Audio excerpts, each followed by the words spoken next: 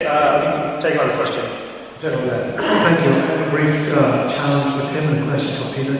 I think it was a debating device you used when you said that fear stupefies people, because it's a logical fallacy to assume that just because some people feel fear become stupefied, that anybody who's afraid of something is stupid in their objection to what's making them afraid. So I'd just like to answer that. But the quick question for Peter is, what do you think is the root cause of the government's apathy in the drug war? I mean, are they pursuing the pothead vote, or in fact, even the government's root cause, even to challenge crime itself? Okay, Tim and then Peter. Okay, well, it's not a logical fallacy. I was pointing out a rhetorical tactic that's being used. And it works very well on Peter's target audience.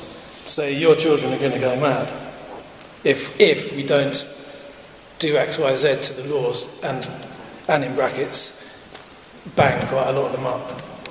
He asked why the government will want people to have children who went mad. That's the question. Well, that wasn't that question. No, it wasn't? We'll take that question after, okay? Yeah, there were separate questions. Yeah. One to Tim, one to me. But the question was to Peter. Tim can come in after Peter's answer. So. Were you done? Were you? Yeah, that's it. A brief word on fear. I don't know where I'd be without fear.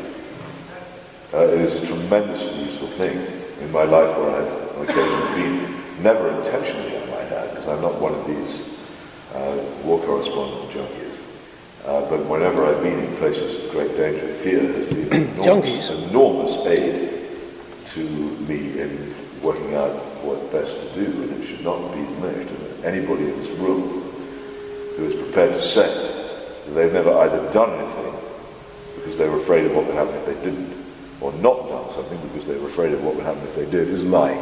Fear is one of the most powerful forces for keeping us from doing stupid things in our lives, and it's well to pay careful attention to it. I certainly did the afternoon I was nearly lynched in the Congo, and I recommend you to do the same thing if you're ever in the same circumstance. As for why the government is apathetic about this, and why our culture in general is apathetic about it, I think it's because of what I describe as a form of corruption. And for this, again, to give you the full answer, I do have to be a bit commercial and recommend you to read the book. But the point at which this country had any firm moral agreement about how we should behave, that consensus ceased around about 1914.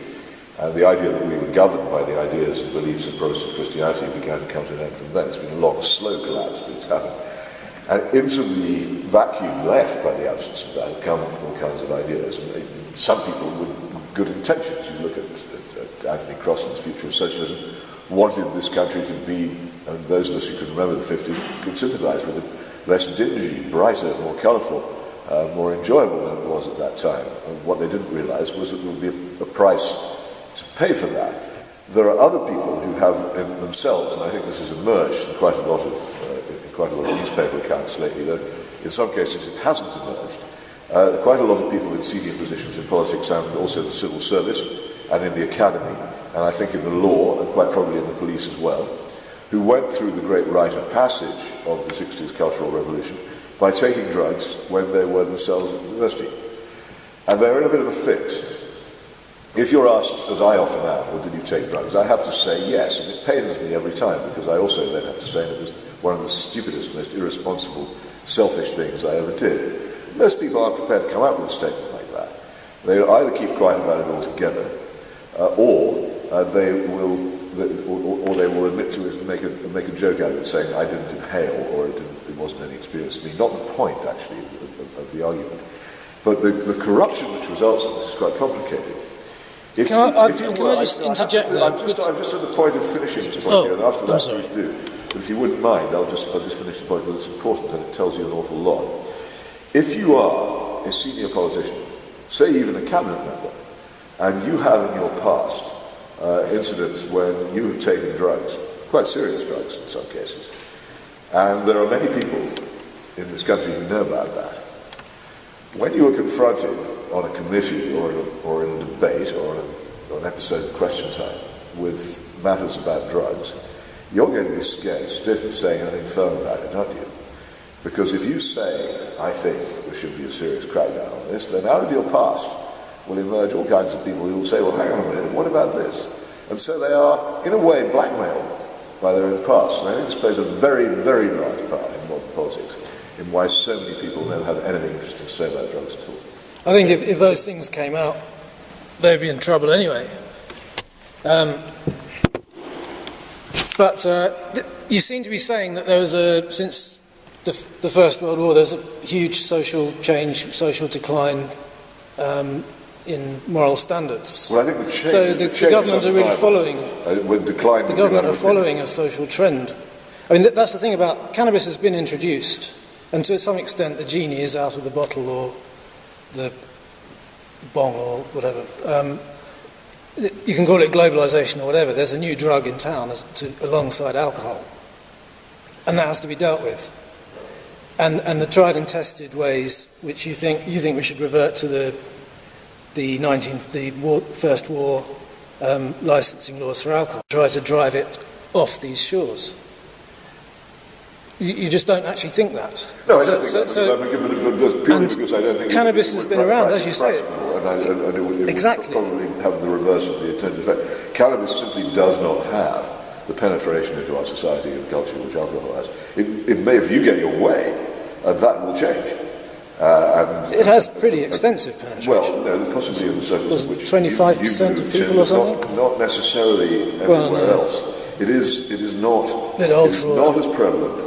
I don't think anyone would seriously argue that it was as prevalent or as established as alcohol in our society.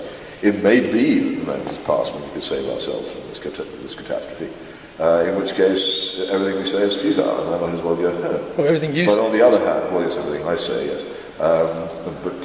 It may, on the other hand, be that we actually still have the possibility of rescuing ourselves from an avoidable disaster, in which case surely any responsible person should try to do it. You certainly won't find out if you don't try.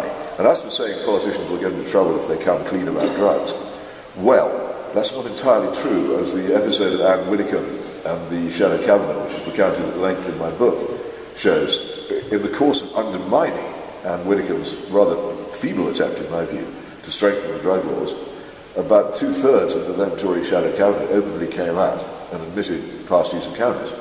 It got there all in a jokey way, and just I did this, it was an accident, all the rest of it, entirely designed to destroy Anne Widdecombe's attempt to strengthen the law. And as a result, none of them suffered for it at all.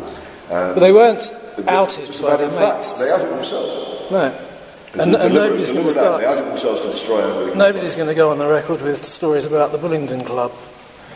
Along similar but more lurid lines. Lots of people go on record with stories about the Bullingdon Club. That's how we know everything about the Bullingdon Club. I used to have a mole in the Bullingdon Club myself.